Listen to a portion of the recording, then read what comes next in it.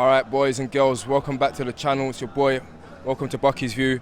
I've got a very, very popular fan here, an Arsenal through and through. I've seen you bare times in the stadium, bro. It's nice to get you a little 1-2 minutes with you just to ask you some basic questions. First and foremost, what's your name, sir, and how long have you been supporting Arsenal? Name's Liam, been supporting Arsenal pretty much since I knew what football was. Madness. There you go, through and through. Bro, what's your season review? What are you happy with the season? Do you think we bottled the season? What's your take on the season, bro?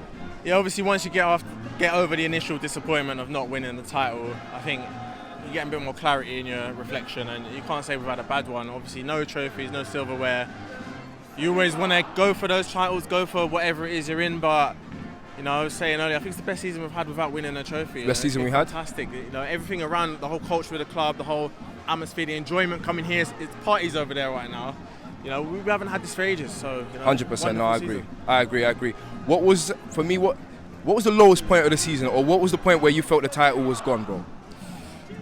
I thought it was on the verge of going after you know, the draws against West Ham and Southampton. I thought, you know, we can still pull it back with a big performance against City, but I think we worked so hard to put ourselves in a position where the City game doesn't matter. You know, we just win our games. Even if they beat us, we'll be fine. But to slip up in those two games, I think for me, it was a big ask to go to the Etihad and get a win, and I thought that was really where it was over. For next season, Liam, what do you want to see Arteta or Arsenal doing in order for us to have more or less the same season, but this time potentially and possibly more realistically get over the line, bro? I think next season is going to be tougher because we went about our business quietly this year. No one was really watching us. They were all watching City. Even when we're flying high top of the league, teams are looking at City. And coming into games like West Ham and Southampton, I think they're the games we need to make sure we get 3 points, you know. We know what we're out to do next season, and it's to build on this one. And there's going to be more teams in the fold as well. So we've got Newcastle, we've obviously got Champions League football. Man United had a dodgy start, but they found their form, so I expect them to start off well next year.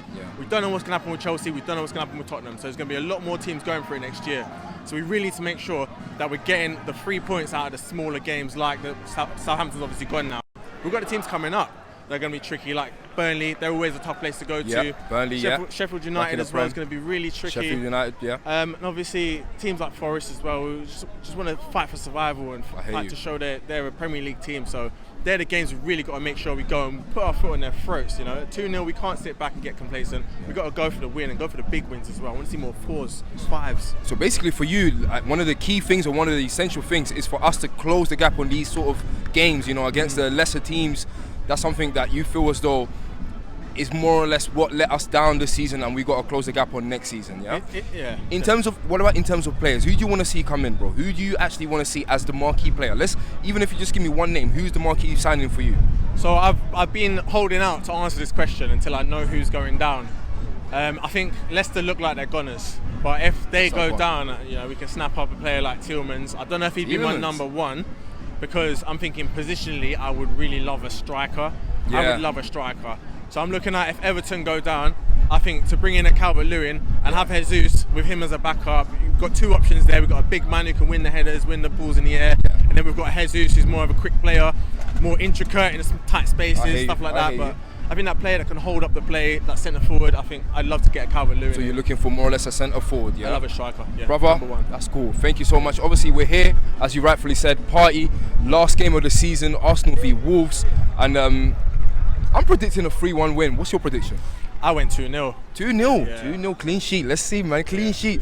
We've been good on clean sheets, but there's been a few that's kind of let us down throughout the season. It's time for one. Yeah, it's time for one. Hopefully in the last game. Leon, thank you so much, brother. Thank you, man. Been a pleasure. Thank you so much, bro.